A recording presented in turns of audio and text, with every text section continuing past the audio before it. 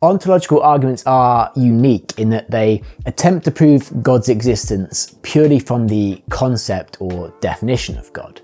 So the original ontological argument comes from St. Anselm of Canterbury in 1078, and the gist of Anselm's ontological argument is: 1. God is a being greater than which cannot be conceived.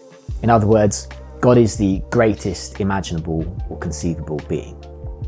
And 2, it's greater to exist in reality than to exist only in the mind. And so from this, it follows that God exists.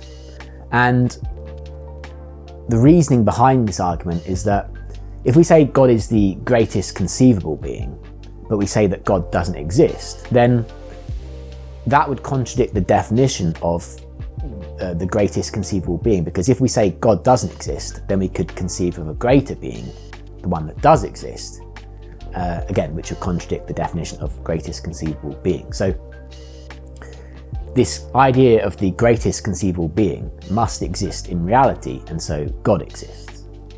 In other words, imagine two beings. One being is maximally great in every possible way but doesn't exist, and the other is maximally great in every possible way but does exist. So which of these two beings is greater? Presumably the one which does exist. And so again, if God is the greatest conceivable being, the greatest possible being, then God has to exist in reality. Otherwise, again, that would contradict the definition of the greatest conceivable or greatest possible being.